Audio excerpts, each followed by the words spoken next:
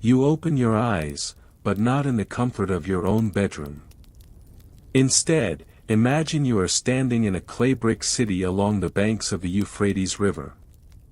The air is heavy with dust, the smell of baked earth mingled with smoke from hearth fires.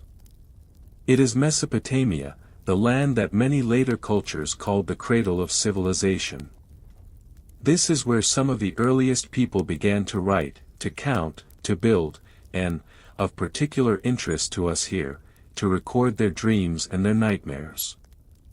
When we think of ancient Mesopotamia, what often comes to mind are grand structures like ziggurats, the step temples that rose up toward the heavens, or perhaps the careful accounting systems that tracked barley rations and laborers' wages. But among those records, scratched into clay tablets with a reed stylus, there are also fragments of something far more intimate, the dreams and terrors that visited people in the darkness of night. For these ancient people, nightmares were not simply products of the mind, but encounters with forces from beyond the visible world. The Mesopotamians believed that sleep was a vulnerable state. To close one's eyes was to risk the intrusion of demons or spirits, beings who might slip into the body and disturb the balance of life. The Sumerians, Akkadians, Babylonians, and Assyrians all left traces of this belief. They imagined that the night was not merely a time for rest, but also a kind of battlefield. The enemy was invisible, yet powerful. And the battlefield stretched across the sleeping body, the fragile mind, and even the soul. Nightmares were often associated with specific supernatural beings. One of the most feared was Lamashtu, a terrifying female demon with the head of a lioness, the teeth of a donkey, and taloned hands.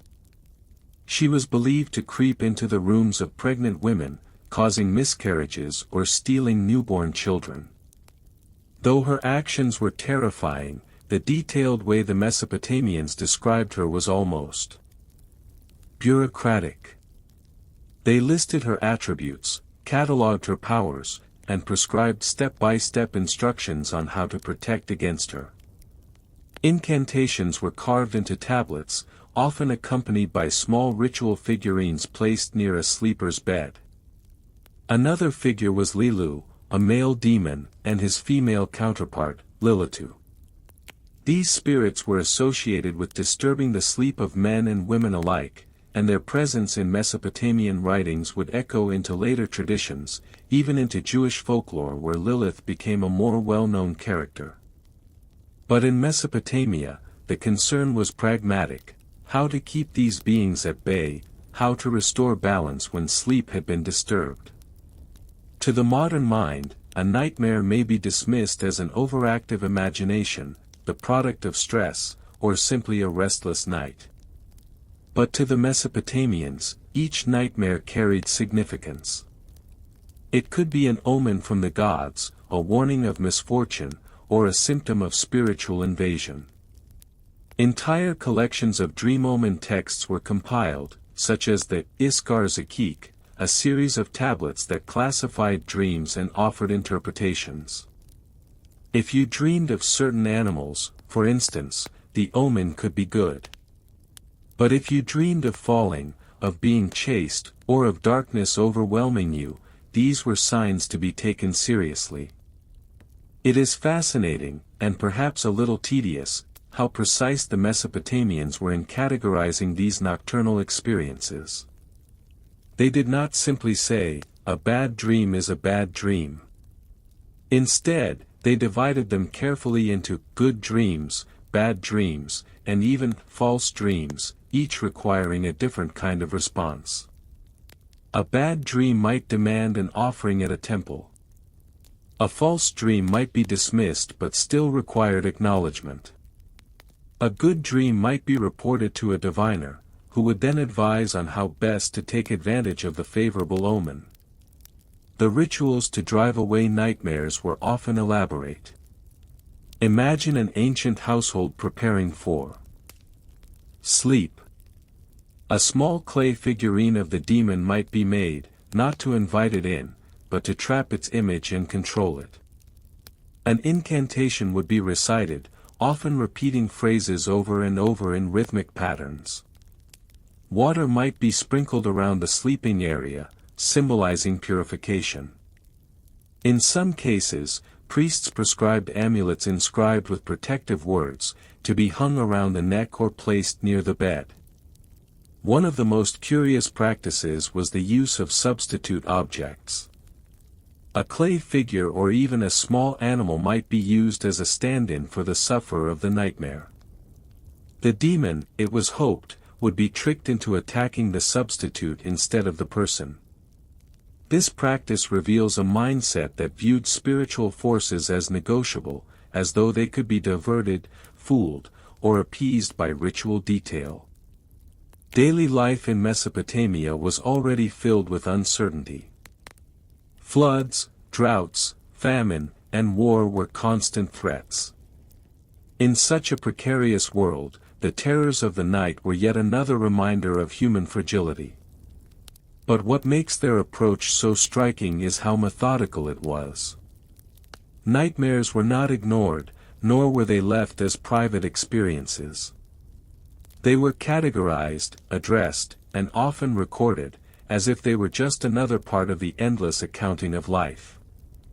One can almost imagine a weary scribe at a wooden table, by the light of an oil lamp, pressing wedge-shaped marks into wet clay. On one line, the tally of barley rations. On the next, an incantation against Lamashtu. To us, these may seem unrelated, but to the people of Mesopotamia, both belong to the same continuum of existence, the struggle to maintain order in a world always on the edge of chaos. As we close this first section, you might wonder, in a society so attuned to the movements of gods, demons, and omens, what did it feel like to wake from a nightmare? Was it a private shiver of fear in the dark, or was it immediately a public concern, something to be carried to the temple priest, to be catalogued, interpreted, and resolved? If Section 1 was about the origins of Mesopotamian understandings of nightmares and the spirits that haunted the sleeping mind, then Section 2 is about how those fears became woven into everyday life and the machinery of ancient society. It is one thing to say that people believed demons caused bad dreams, but it is another to see how that belief structured their choices, their rituals, their art, and even their laws. Nightmares were not isolated experiences. They were part of the great web of signs that Mesopotamians believed connected human life to the divine. This worldview, known as divination, assumed that the gods spoke to humanity constantly, not directly, but through signs scattered in the world. A crooked sheep's liver, a strange birth, the way smoke rose from a fire, or a disturbing dream, all of these were threads in the tapestry of divine communication. Nightmares, then, were not simply psychological events. They were a category of omen. The men who specialized in interpreting omens, known as Baru priests, played a central role. If a person experienced a nightmare, it was not left to their own interpretation. They might go to one of these specialists, who would consult the large libraries of dream omen tablets. These tablets were like encyclopedias of meaning, recording centuries of observations and interpretations. The priest would compare the dream to entries in the omen texts, then advise on the proper response.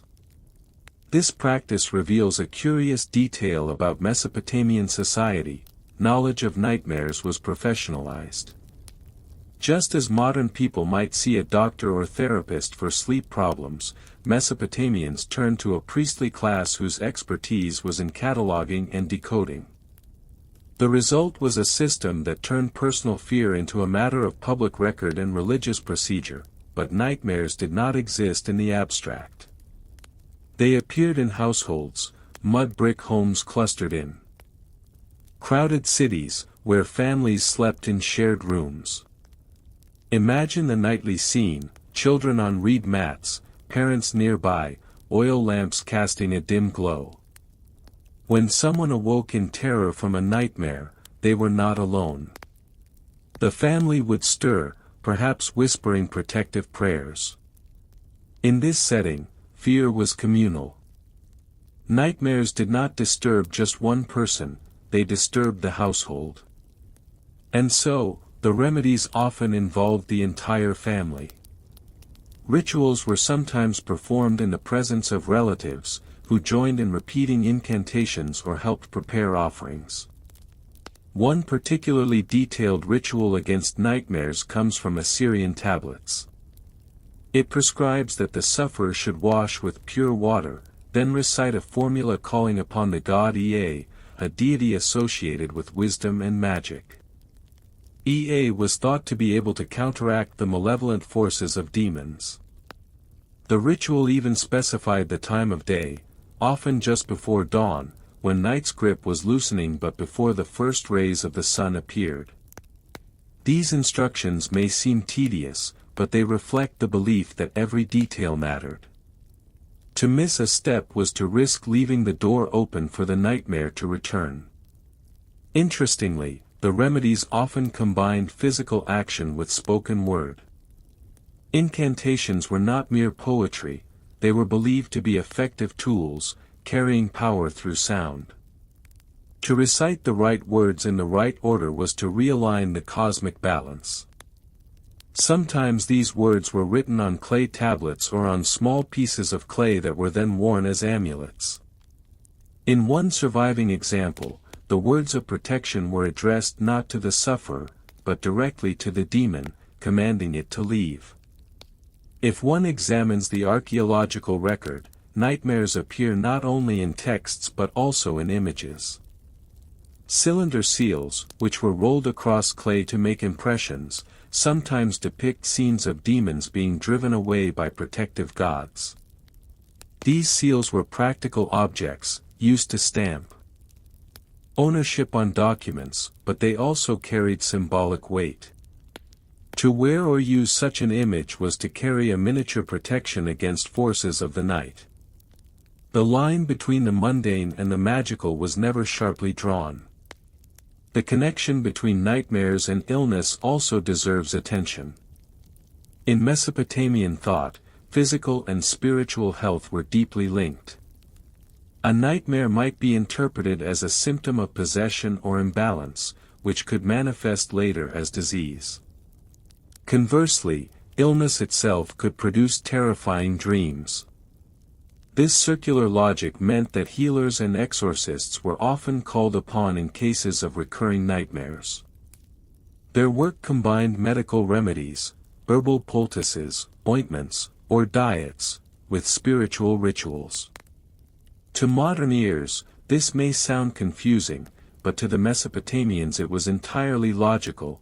The body and spirit were inseparable, and both could be invaded or disturbed by external forces. It is also worth noticing how the great epics of Mesopotamia treated dreams. In the Epic of Gilgamesh, one of the oldest surviving works of literature, dreams play an important role. Gilgamesh and his companion Enkidu experience dreams that foreshadow coming events. Some are ominous, filled with dread, and the characters wake unsettled. These passages show that even in heroic tales, dreams, and by extension nightmares, were treated as serious messages. The distinction between the personal and the cosmic was blurred. What troubled a king in his sleep might shape the fate of his kingdom. Daily survival practices also intersected with fears of the night. Consider the layout of Mesopotamian homes. Doorways were narrow, windows small, and thresholds marked carefully. Protective charms were often placed at these liminal spaces, not only against thieves or animals, but against spiritual intruders. The boundary between inside and outside, safe and unsafe, extended even into the realm of dreams. A nightmare, after all, was perceived as an intrusion. To protect the sleeper was to guard the boundaries of the house. Over time, these beliefs developed into more systematized traditions. By the first millennium BCE, entire libraries of omen texts existed in Assyrian capitals like Nineveh. The famous library of Ashurbanipal contained many such tablets, painstakingly copied by scribes. To us, reading them can feel repetitive, long lists of dream symbols and their associated outcomes, line after line. Yet this very repetitiveness is instructive. It shows the Mesopotamian desire to reduce chaos into order, to catalog the uncontrollable, to make the unknowable at least predictable. Nightmares, which feel so personal and chaotic to us, were treated as part of a cosmic ledger. Still, one wonders, how did individuals themselves feel about these terrors? Did ordinary farmers, traders, or artisans worry constantly about the demons of the night? Or did they sometimes shrug off bad dreams, just as people do today? The texts, preserved by scribes and priests, tell us the official view. But the lived experience may have varied widely. Some may have been comforted by rituals, while others may have been burdened by the constant fear of making a mistake. For the literate elite, every dream was a potential omen. For the illiterate majority, the experience may have been less about cosmic meaning and more about simple dread in the dark. This tension between elite record and common experience is one of the unsolved puzzles of ancient history.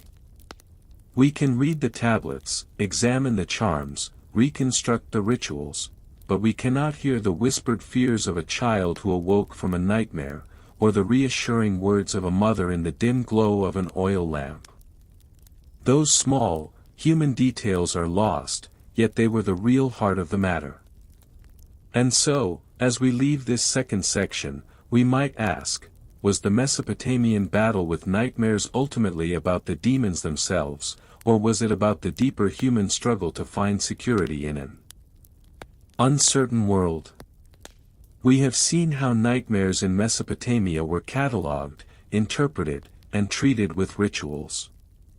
Now, in this final section of Story 1, let us step back and look at the broader picture, how these practices shaped culture, how they connected to religion and politics, and what they reveal about humanity's earliest attempts to manage fear in the night. Nightmares were never a trivial matter in Mesopotamia. They occupied a place in the system of cosmic order, a concept the Mesopotamians called Mi or Simtu. These terms referred to the decrees of the gods, the invisible structures that governed everything from kingship to rainfall. Dreams and nightmares, by their logic, were threads in this structure. To ignore them was to ignore the gods themselves. This made the interpretation of dreams not only a personal practice but also a political one. Kings in particular relied on dreams as sources of guidance. The Assyrian king Ashurbanipal claimed to have received dreams that confirmed his divine right to rule. His enemies' dreams, on the other hand, were described in inscriptions as troubling, filled with omens of defeat. In this way, nightmares could become propaganda. A king's peaceful dream was proof of divine favor, his enemy's nightmare was proof of doom. The private terrors of sleep thus became part of public rhetoric. Priests and exorcists gained influence by mediating between the world of dreams and the world of politics. If a ruler experienced a nightmare, the response might involve state resources, offerings at temples, the crafting of special amulets, or even the performance of citywide rituals. Nightmares, therefore, could redirect the flow of wealth, labor, and religious attention. They were small events with potentially large consequences. The persistence of nightmare rituals also speaks to Mesopotamian views of time. For them, history was cyclical, not linear.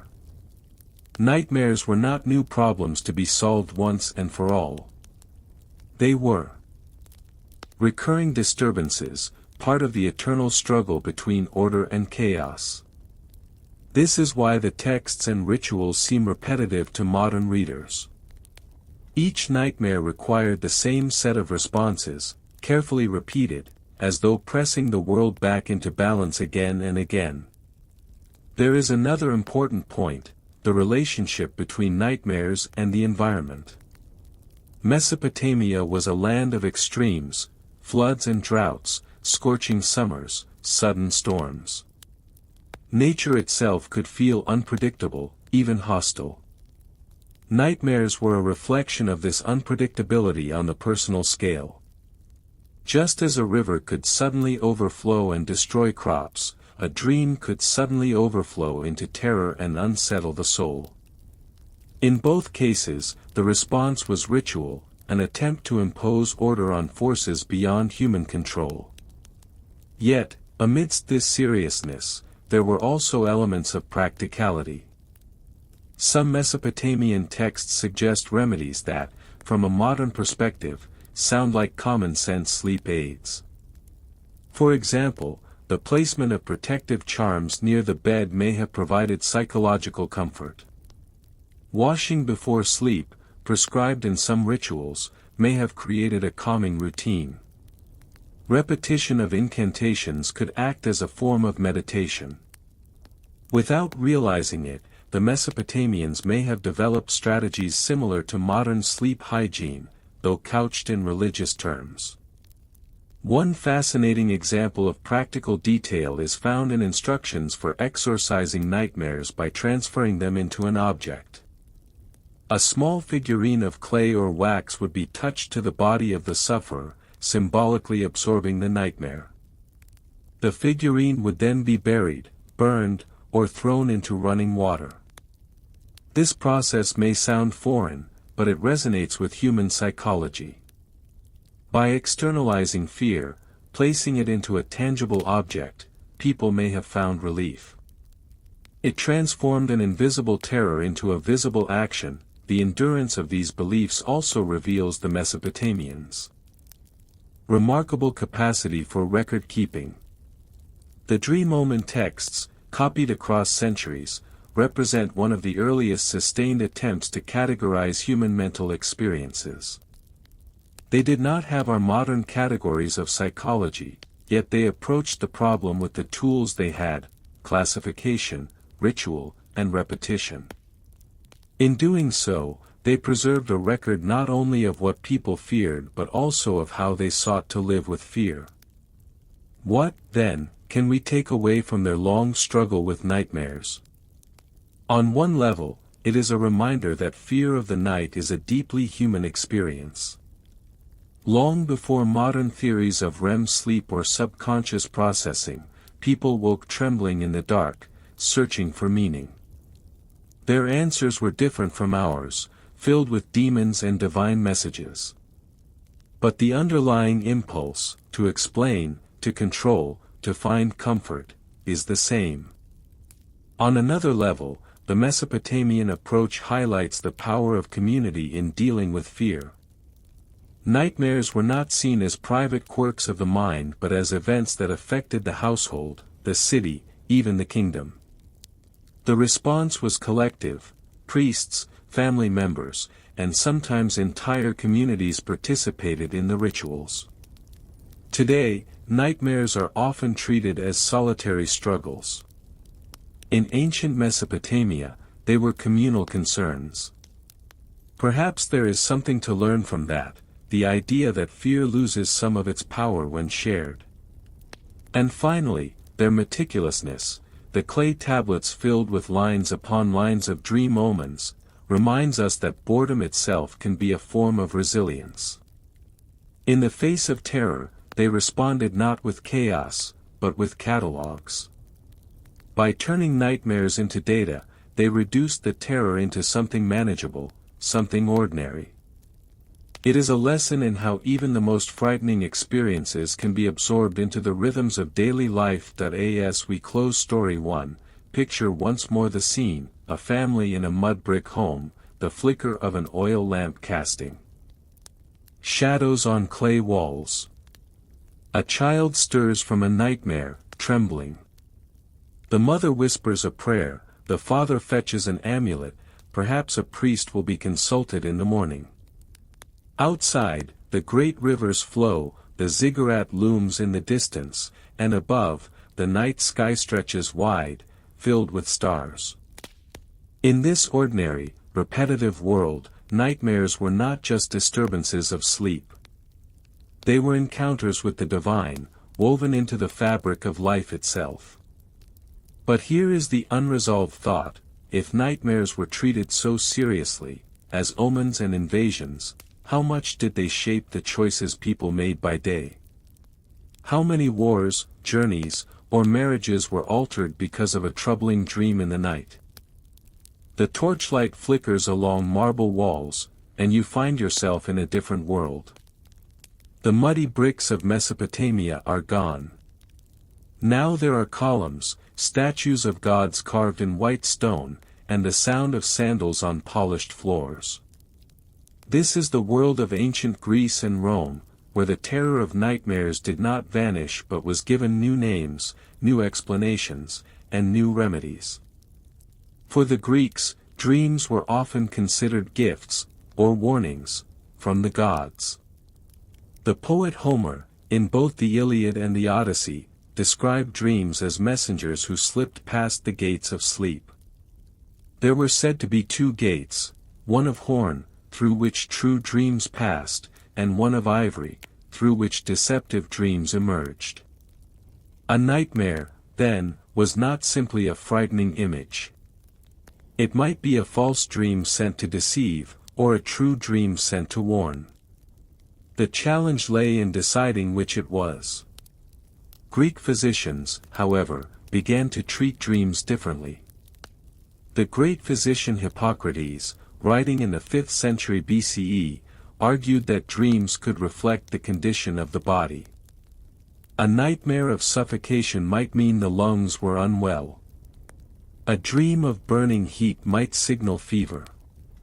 Here, we see the beginnings of a medical view of nightmares, one that coexisted with the religious one. Even Aristotle, who lived in the 4th century BCE, devoted a small treatise to dreams. In it, he suggested that they were products of the mind, influenced by bodily states, and not always divine in origin. Yet, he admitted, they could sometimes carry insight, since the mind continued to perceive even in sleep. Despite these philosophical reflections, ordinary people often clung to older, more supernatural explanations. In Greek folklore, there was the figure of Ephialtes, whose very name means, the one who leaps upon. This was the personification of a nightmare, a being that pressed down on the sleeper's chest, producing the sensation of suffocation and terror. To suffer such a nightmare was to feel as if an invisible presence had climbed onto the body. This image, the nightmare as a weight pressing on the chest, would persist for centuries, resurfacing in Roman times and even later in medieval Europe. How did people attempt to ward off Ephialtes? Protective rituals included offerings to the gods, especially to those associated with healing, like Asclepius. At his sanctuaries, dream incubation was practiced. The sick would sleep within the temple in hopes of receiving a dream that would guide their healing. Nightmares in such settings were treated as part of the healing process, signs that the gods were at work. Patients recorded their dreams on stone inscriptions, some of which survive. Reading them today, we find descriptions of troubling visions, yet also gratitude for divine intervention. In Rome, the beliefs shifted but did not disappear. The Romans adopted much of Greek thought, blending it with their own traditions. The Latin word incubus was used to describe the same phenomenon, a nightmare as something that lies upon the sleeper.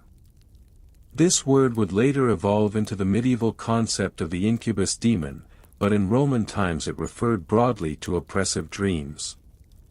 Like the Greeks, the Romans saw nightmares as omens, warnings from the gods, or reflections of inner imbalance. Roman writers were often practical in their approach. Pliny the Elder, in his Natural History, mentioned that diet and lifestyle could influence dreams. Eating too much before bed, he noted, might produce restless sleep and troubling visions. The Roman physician Galen elaborated further, linking nightmares to digestion, fevers, and imbalances in the four humors: blood, phlegm, yellow bile, and black bile. To him, a nightmare was a physical symptom, not just a spiritual one. And yet, even Galen acknowledged that dreams could contain meaning, straddling the line between medicine and mystery. For both Greeks and Romans, the boundary between the physical and the spiritual was porous. One could blame a nightmare on a heavy meal or on a displeased deity, and both explanations were acceptable. Remedies reflected this duality. On one hand, there were dietary rules: avoid rich foods before sleep, practice moderation, drink calming infusions. On the other hand, there were rituals: prayers to household gods, charms placed near the bed, or even inscriptions calling upon divine protection. The setting of sleep itself mattered. In wealthy Roman households, bedrooms, cubicula, were often small, dark chambers designed for rest. A bad dream in such a space could feel especially oppressive. In contrast, poorer families often slept together in larger rooms, where nightmares might be shared aloud in the morning. Fear of the night was thus shaped by class, architecture, and social context. We also find in Roman literature a fascination with nightmares as dramatic symbols. The historian Suetonius recorded that the Emperor Calpurnia, wife of Julius Caesar, dreamed of his death the night before his assassination. To later readers, this became an omen ignored. The playwright Seneca described nightmares as products of a restless conscience, suggesting that the guilty were haunted in their sleep. In these writings, nightmares were more than private terrors; they were moral lessons, political warnings, and narrative devices. Yet beyond the lofty texts of philosophers and historians, there were the quiet, daily rituals of ordinary people. A Roman might hang a charm of Mercury over the bed, or whisper a protective verse. A Greek farmer might sacrifice a small offering of bread to Hermes before sleep, asking for peaceful rest. These actions were not dramatic, but they were the heartbeat of belief. The goal was always the same: to turn the unpredictable chaos of the night into something manageable, something tamed. What strikes us today is the similarity across cultures. The Mesopotamians, the Greeks, and the Romans all described nightmares as intrusions from outside, as weights pressing down, as warnings from beyond. The language shifted, the demons changed their names, but the experience remained constant: waking in the dark with a pounding heart, searching for explanation. And so we leave this first section with a question: as philosophy and medicine began to offer natural explanations, did people truly abandon the old supernatural fears? Or did they live with both, holding in tension the thought that nightmares were at once signs of the body and whispers of the gods? In the first section, we saw how the Greeks and Romans understood nightmares as both divine messages and bodily disturbances. Now, let us look more closely at how these beliefs were practiced in daily life, how they appeared in temples, homes, and even military camps, and how people tried to make sense of their terrors when the night pressed down on them. Nightmares in Greek and Roman culture were never left unexplained. To experience one was to feel that something, whether divine, natural, or moral, was out of balance. The explanations varied, but they almost always required some kind of response. In this sense, nightmares were not simply private anxieties but public concerns. Take the practice of incubation in Greek healing sanctuaries. At Epidaurus, the most famous sanctuary of Asclepius, the god of healing, people came from all over the Mediterranean to seek cures. The process was both ritual and medical. Pilgrims would purify themselves with baths and offerings, then sleep inside the temple precinct. Their dreams, including nightmares, were considered communications from the god. Some inscriptions tell of people dreaming of surgery performed by Asclepius himself, sometimes frightening in their detail. Others dreamed of terrifying visions that were later interpreted as signs of healing to come. The boundary between nightmare and cure was thin. What felt terrifying in the night might, by morning, be declared a blessing. This practice shows how nightmares could be reinterpreted positively. A frightening dream was not always a bad omen. If it occurred in a sacred space, it could signal divine intervention. In this way, culture shaped experience. The same dream might be terrifying at home, but reassuring in a temple. Outside the temples, everyday remedies reveal the persistence of supernatural thinking. The figure of Ephialtes in Greek thought and the incubus in Roman belief remained vivid. People carried amulets inscribed with protective words, often invoking gods like Hermes, Hecate, or even lesser-known deities of sleep. Some amulets were inscribed in what appear to us as nonsense syllables, strings of repeated letters or invented words. These were thought to have magical power not because of their meaning but because of their sound. The very act of reciting them created a barrier against the forces of night. There were also domestic rituals.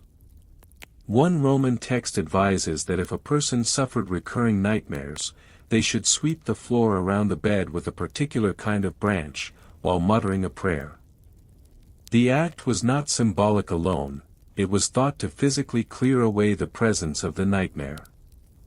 In other cases, small sacrifices of food or drink were made to household gods, especially the Lares and Penates, protectors of the home. Nightmares were, in a sense, treated like unwanted guests that could be driven out by proper hospitality to the right spirits. Greek and Roman philosophers, however, continued to press for more rational explanations. Aristotle, as mentioned, suggested that dreams were the continuation of sensory impressions. A person who had eaten heavily might dream of oppression, because their digestion created a sensation of pressure. Later philosophers in the Stoic tradition, such as Marcus Aurelius, advised that nightmares should be viewed with calm detachment.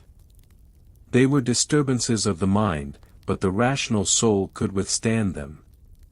Yet even the most rational thinkers did not entirely dismiss the possibility that the gods used dreams to communicate. The tension remained unresolved. Were nightmares omens, or were they symptoms? The military context provides another angle. Roman soldiers, stationed far from home in hostile lands, often faced nightmares. The historian Tacitus records that before major battles, soldiers reported troubling dreams, visions of defeat, of strange figures, or of overwhelming darkness. Commanders sometimes used these reports to inspire fear or courage, depending on their needs. If a soldier dreamed of victory, it was spread through the ranks as a sign from the gods. If a soldier dreamed of disaster, it might be suppressed or reinterpreted as a warning to be vigilant. Nightmares, in this way, became tools of morale management. We should also consider how class affected the interpretation of nightmares. For the wealthy, with access to physicians and philosophers, nightmares could be explained in medical or intellectual terms. For the poor, who relied more on folk practices, they remained firmly in the realm of spirits and gods. An urban elite Roman might consult Galen about humoral imbalances. A rural farmer might tie a charm of herbs near his bed. Both feared the same terrors in the dark, but their responses reflected their resources and worldviews. Literature also reveals the moral dimension of nightmares. Writers like Seneca and Cicero spoke of guilty consciences producing troubled sleep. A tyrant, weighed down by his crimes, was thought to suffer recurring night terrors. In contrast, the just man, living in harmony with reason and virtue, would sleep peacefully. Nightmares, then, became a metaphor for inner disorder.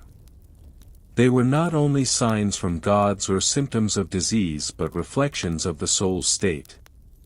To suffer nightmares was to be at war with oneself. Archaeological finds reinforce these ideas.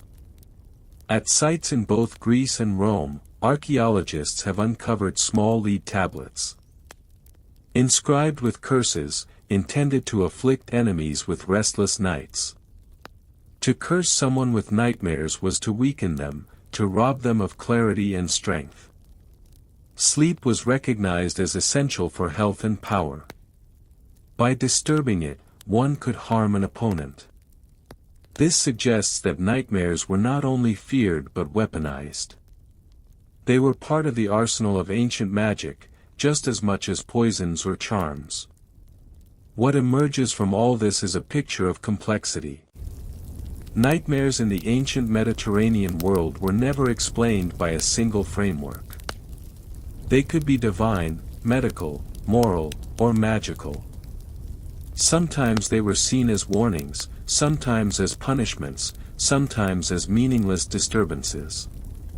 The variety of explanations reflects a culture in transition, from myth to philosophy, from ritual to medicine, but never fully leaving any explanation behind. As the Roman Empire expanded, so too did the circulation of ideas about dreams and nightmares. Greek philosophical texts were copied in Latin. Egyptian magical practices were adopted into Roman rituals. Jewish and early Christian writings added new interpretations, framing nightmares as spiritual battles between good and evil. In this melting pot, the simple terror of waking in the night became layered with meanings from many traditions.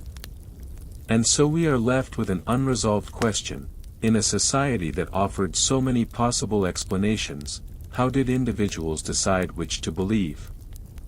When a Roman merchant awoke in terror, did he think of Galen's theories of digestion, or of an incubus crouching on his chest? Did he light a lamp and pray, or adjust his diet and exercise? Perhaps he did both. Perhaps, as often happens, belief was not a matter of choosing one explanation but of holding several at once. That we have seen how the Greeks and Romans understood nightmares through medicine, magic, and religion.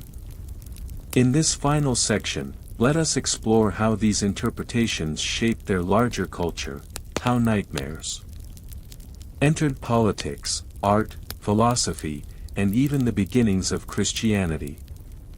Nightmares were not confined to bedrooms. They spilled into public life.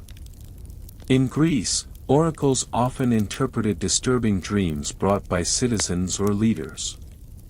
The playwright Aeschylus dramatized terrifying visions on stage. In his tragedy The Persians, the queen Atossa describes a dreadful dream of two women in conflict, one dressed as a Persian, the other as a Greek. The nightmare foreshadows the Persian defeat at Salamis. Here, the dream becomes prophecy, but also a tool for dramatic tension. Audiences were expected to take it seriously, for they knew nightmares were not simply stories but messages with weight. The Romans, too, folded nightmares into their histories. The biographer Suetonius records that several emperors were plagued by disturbing dreams. Julius Caesar's wife, Calpurnia, famously dreamed of his murder on the night before the Ides of March. Whether the dream truly occurred or was a later invention hardly mattered. To Roman readers, it fit perfectly with their belief that dreams and nightmares foreshadowed reality. The event gained meaning because it resonated with cultural expectations, that the gods whispered warnings in the night. Politically, nightmares could be spun into legitimacy or propaganda. If a ruler dreamed of victory, the story would be told widely as proof of divine favor. If an enemy dreamed of disaster, the tale was circulated to prove their doom was sealed. Nightmares were pliable tools, shaped to serve the needs of those in power. At the same time, philosophers continued to wrestle with the question of whether nightmares had inherent meaning. The Stoics, with their emphasis on rational control, often urged people not to fear dreams. Epictetus advised that what disturbed us in the night was only a reflection of our judgments, not external forces. But even among Stoics, there was reluctance to dismiss dreams altogether. To deny them entirely was to risk ignoring the gods. Thus, nightmares lingered in a space of ambiguity, half natural, half supernatural, never fully explained. Medical theory, especially that of Galen, gave new precision to the physical understanding of nightmares. He wrote of the ephialtes, describing the sensation of suffocation during sleep. He linked it to imbalances of the humors, especially an excess of black bile. His descriptions sound remarkably similar to what modern science calls sleep paralysis. Yet, Galen did not strip the nightmare of mystery. He admitted that while bodily causes explained much, there remained room for the divine. For him, the world was interconnected, body, soul, and cosmos reflected each other. A nightmare was therefore both medical and meaningful. This duality carried into Roman domestic life. In the cubicula of elite homes, wealthy Romans sometimes painted protective images on the walls, gods, masks, or mythological scenes meant to guard the sleeper. Amulets shaped like phalluses, known as fascina, were hung to ward off evil, including disturbing dreams. Among the poorer classes, charms of herbs or simple spoken prayers sufficed. Across all levels of society, the goal was the same: to create a barrier between the vulnerable sleeper and the unknown terrors of the night. Nightmares also held a moral dimension. Writers like Seneca suggested that guilty men could not sleep peacefully, while the virtuous enjoyed calm rest. This moralizing tone turned nightmares into reflections of conscience. They were not only warnings from gods or signs of illness but symptoms of an unbalanced soul. Such an interpretation was powerful in a culture that valued public reputation. To admit to recurring nightmares could imply guilt, corruption, or inner turmoil. As the Roman world encountered new religions, the understanding of nightmares shifted again. In Jewish writings, such as the Book of Daniel, dreams were central to divine revelation, though nightmares could also come from evil spirits. Early Christian authors inherited these ideas. Tertullian, writing in the 2nd century CE, warned of demonic influence in dreams. For him, nightmares were often spiritual battles, evidence of the devil's attempts to disturb the faithful. At the same time, Christians also embraced the idea that dreams could be visions from God. The ambiguity persisted: nightmares might be attacks, or they might be warnings. Discerning the difference became part of spiritual practice. This shift marked an important transition. Where Greeks and Romans had balanced medical, moral, and divine explanations, early Christians emphasized the cosmic struggle between good and evil. Nightmares were no longer just symptoms of indigestion or omens of fate, they were moments of spiritual warfare. A believer who awoke in terror was advised to pray, to cross themselves, or to call upon Christ's name for protection.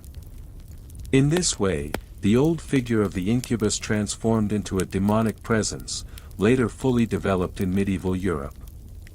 Art provides further evidence of how vivid these fears remained. Roman frescoes occasionally depict scenes of sleep and disturbance, while later Christian art shows demons crouching upon sleepers. The visual motif of the nightmare pressing down, a figure straddling the chest, persisted from Greek ephialtes to Roman incubus to medieval demon. It is a rare continuity, a chain of imagination linking centuries of restless nights. So what does all of this tell us about Greek and Roman culture? First, that nightmares were never seen as meaningless. Whether divine, medical, or moral, they demanded interpretation. Second, that interpretations were plural. A physician, a priest, and a philosopher might each explain the same nightmare differently, yet all explanations coexisted. Third, that nightmares mattered, not just privately, but politically, socially, and spiritually. They could influence decisions, justify power, or inspire fear. And finally, it shows us something universal. The Greeks and Romans, like the Mesopotamians before them, tried to tame the terror of the night with systems, rituals, philosophies, medical theories. None erased the fear entirely. But each offered a way to live with it, to fold the chaos into order. Picture, then, a Roman household at night. A family settles into their chamber, the lamps extinguished, the streets outside quiet. A sleeper stirs, struck by a nightmare, perhaps of falling, or of a heavy weight upon the chest. They wake in dread. A whispered prayer is said, a protective charm touched, perhaps in the morning a physician consulted. The night passes, the dream becomes part of memory, folded into the rhythm of daily life. Fear remains, but it is managed, explained, absorbed.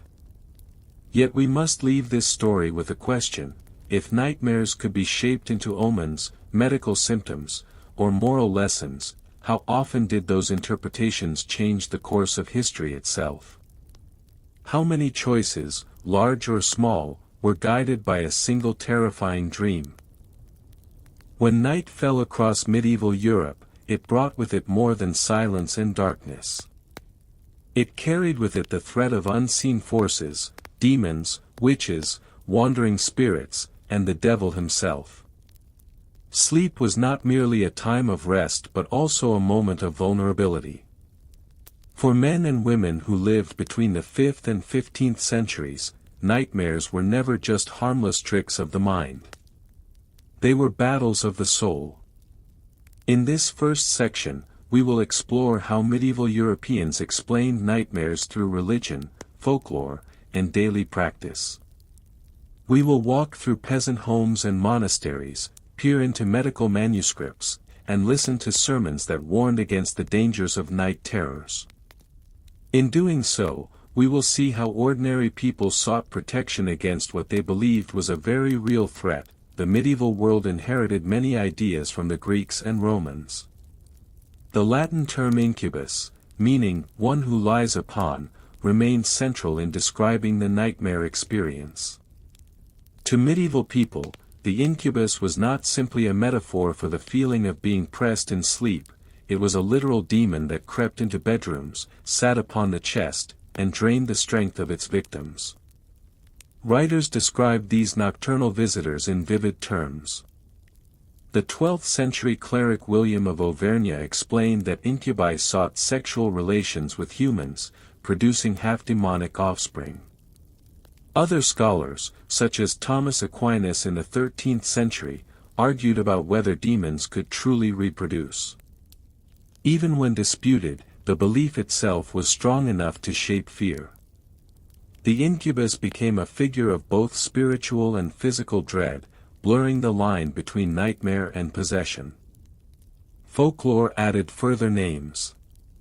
In Old English traditions, the mare, a malicious spirit, was said to ride upon the sleeper. This is where the modern English word, nightmare, comes from. Across northern Europe, similar beings appeared, the German Alp, the Scandinavian Mara, the Slavic Smora. All were blamed for night terrors, and all were imagined as shadowy presences that crept into homes once darkness fell. Religion dominated medieval life, and nightmares were framed primarily as spiritual dangers. To wake in terror was to experience a brush with the devil. The incubus and succubus, the female counterpart, were said to tempt and corrupt. For priests and theologians, these nocturnal attacks were warnings of sin. A person plagued by nightmares might be urged to confess, to repent, and to strengthen their faith. The Malleus Maleficarum, a 15th-century treatise on witchcraft, devoted pages to describing how witches and demons tormented people in their sleep. Though written at the very end of the medieval period, it reflects a long-standing belief that nightmares were not random. They were evidence of spiritual warfare, the eternal struggle between God and Satan played out in the fragile hours of the night.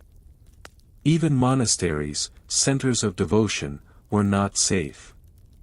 Monks wrote of being disturbed in their cells, their prayers disrupted by terrifying visions. For them, the threat was often internalized. Nightmares were the devil's attempt to weaken their discipline.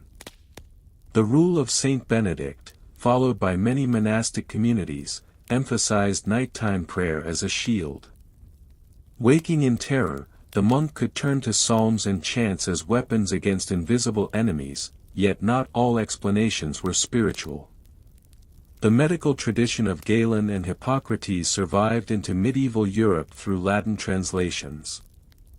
Physicians described nightmares as oppressio pectoris, a pressing upon the chest, caused by indigestion or blocked humors.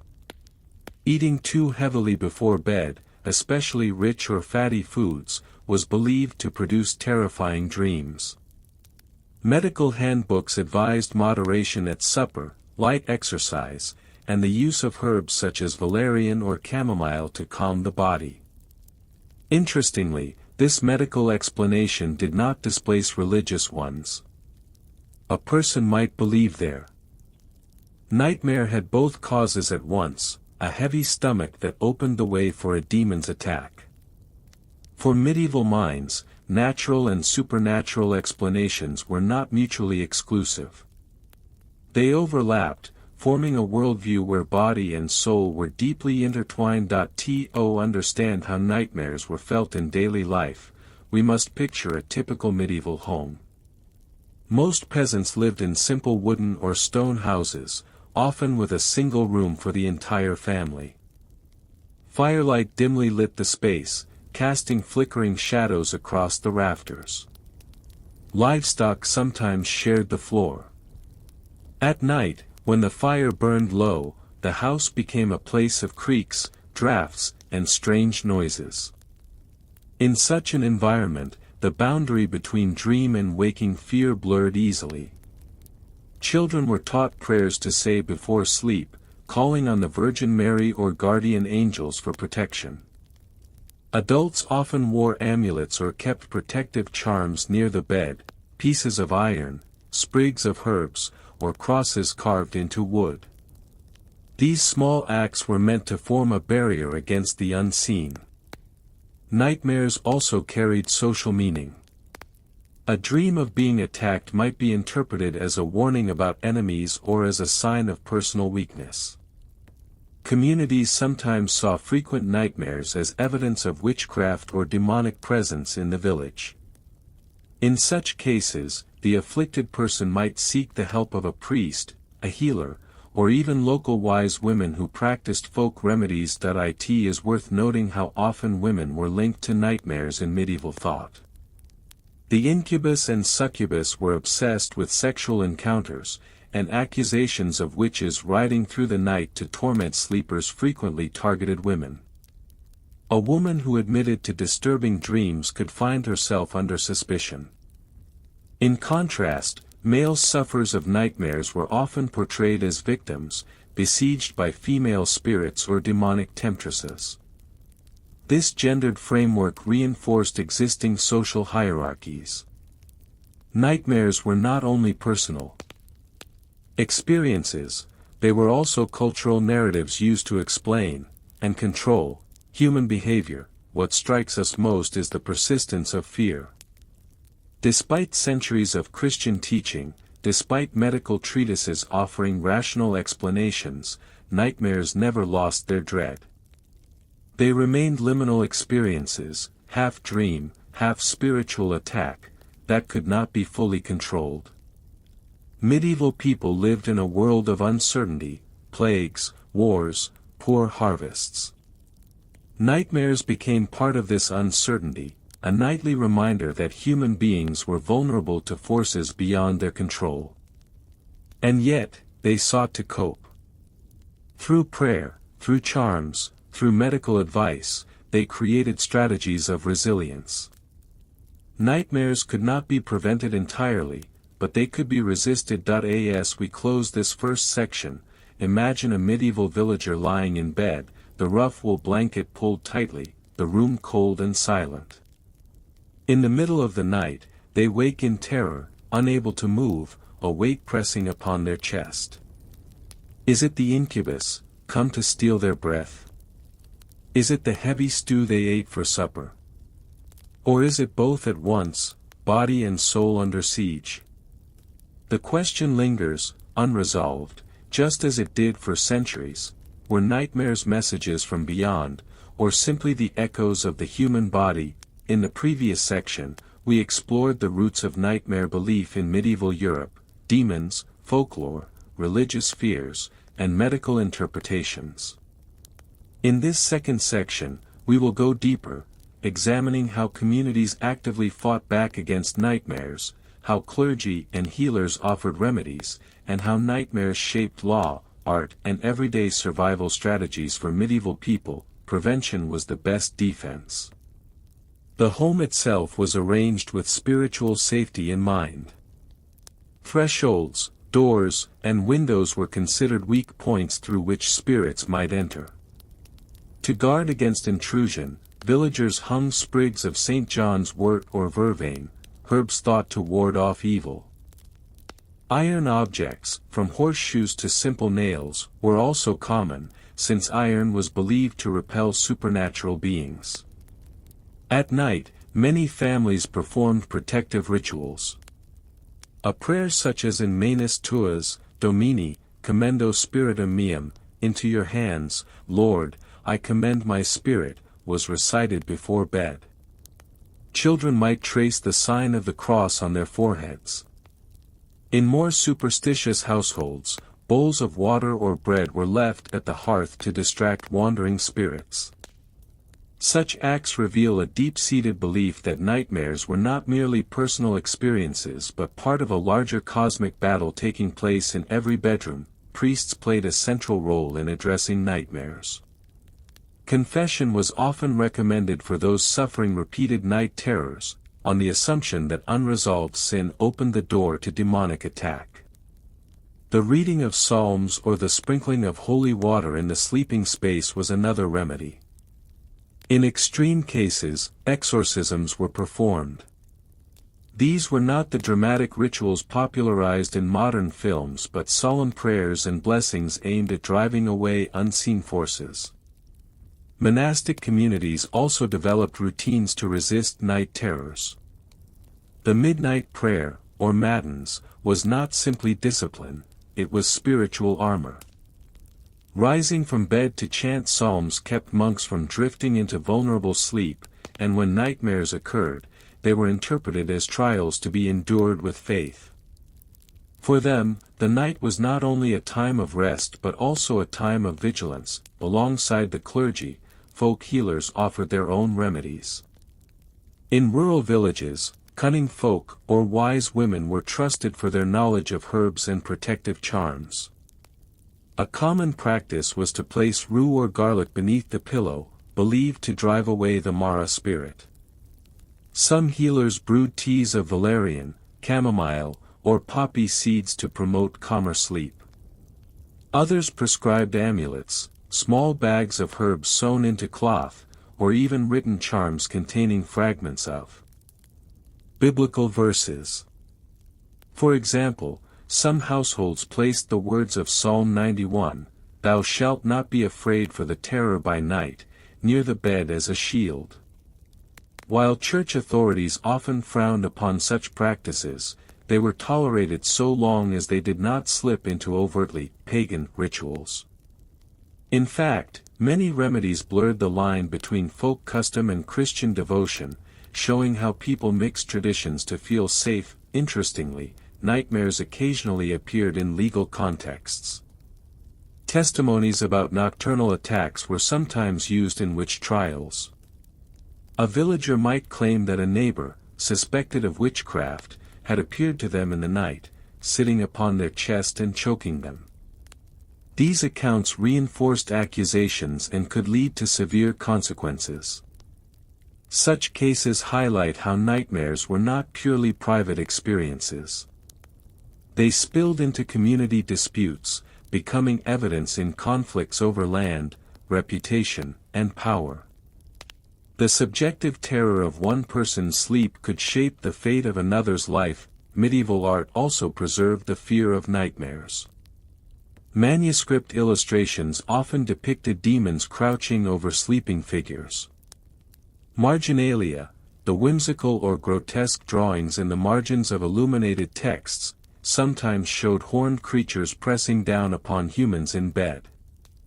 These images reinforced cultural beliefs: the night was a contested space, and the sleeper was not alone. By placing such scenes in prayer books or devotional works, artists visually reminded readers of the need for vigilance. Later, in the Renaissance, the famous painting The Nightmare by Henry Fuseli, 1781, would become iconic.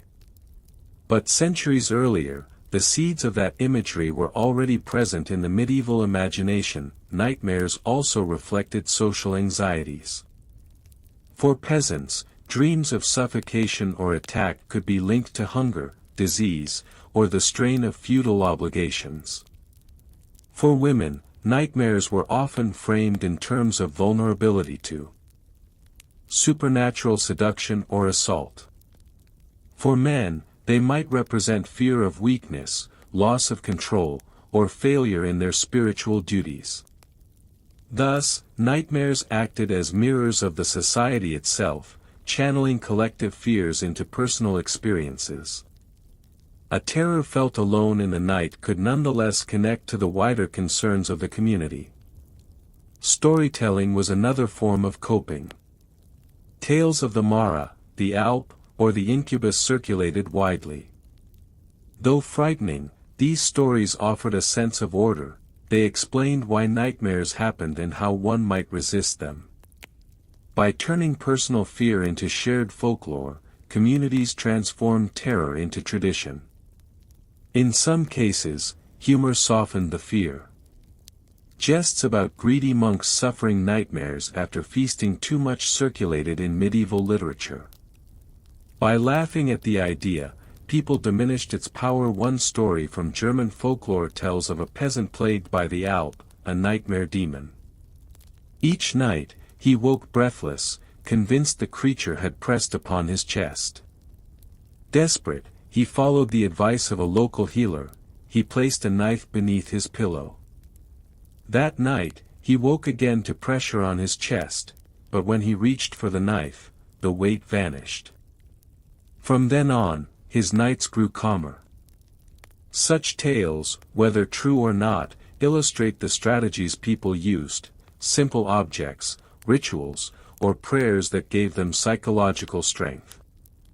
The peasant's relief, whether physical or imagined, demonstrates how belief itself could provide comfort. Modern science would recognize many of these medieval experiences as sleep paralysis, a condition where the body remains frozen while the mind becomes partially awake. The feeling of a weight on the chest, the inability to move, and vivid hallucinations all match. But without such knowledge, medieval people placed these events within their religious and cultural framework. What is striking is how flexible that framework was. A single nightmare could be read as punishment for sin, evidence of witchcraft, a medical imbalance, or the work of a demon. All interpretations coexisted, woven together by the deep conviction that sleep was never neutral. For some devout Christians, nightmares were not simply threats but opportunities. They were trials permitted by God to test one's faith. To endure them with patience, to rise from bed and pray, was to grow spiritually stronger. In this way, even terror became part of the journey toward salvation. This perspective added meaning to suffering. Instead of random torment, nightmares became a kind of discipline, a reminder that even in the vulnerability of sleep, the soul remained engaged in battle. By the late Middle Ages, explanations of nightmares became increasingly layered. Medical theories expanded as scholars rediscovered more ancient texts. Religious authorities sharpened their warnings about demons and witches. Folklore remained vibrant, offering practical charms. And through all these, ordinary people stitched together their own strategies for survival. Yet a question remained: were nightmares external assaults or internal struggles? Were they demons pressing down from without, or the body betraying itself from within? For medieval Europeans, the answer was rarely simple. As we close this section, imagine once more the medieval sleeper. They lie in their narrow bed, a knife beneath the pillow, herbs at the window, prayers whispered into the darkness. And still, the weight comes. They cannot move. Breath fails them. Is the protection insufficient, or is the battle deeper than they ever imagined? In medieval Europe, nightmares were more than simple bad dreams. They were seen as proof that invisible forces shaped daily life. A choking dream could be blamed on demons, on witches, or even on the devil himself. Kings, monks, and farmers alike feared what might come to them in the night. Nightmares also shaped community life. Villagers shared remedies, prayed together, or accused outsiders of causing the terrors. In this way, a private dream could strengthen bonds, or spark suspicion. At the same time, scholars in universities debated the causes. Some blamed indigestion or unbalanced humors. Others believed demons exploited these weaknesses. Medicine and superstition overlapped, showing how closely the natural and the supernatural were linked. Nightmares were also tied to gender.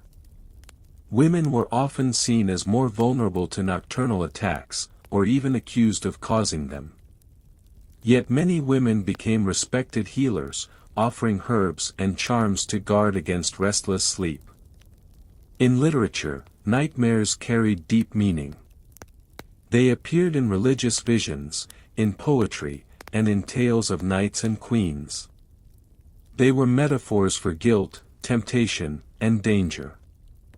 For medieval people, dreams were never just private, they carried messages for families, communities, and even entire kingdoms. Ordinary people adjusted their daily lives to protect their sleep. They avoided heavy food at night, changed their sleeping positions, and kept protective objects close. These simple routines were part of an ongoing struggle to find peace in the dark. By the late Middle Ages, some thinkers grew more skeptical, suggesting that nightmares came from the imagination, not spirits. Yet the fear remained the same. Whether explained by demons, the body, or the mind, nightmares reminded everyone of their vulnerability. And perhaps that is why they still speak to us today.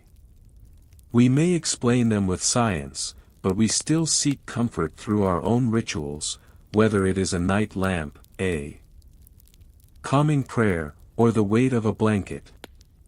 The medieval fight against nightmares shows us a timeless truth: sleep is never fully in our control. Even now, in the quiet hours of night, we face the same shadows, searching for rest, and hoping for peace until morning.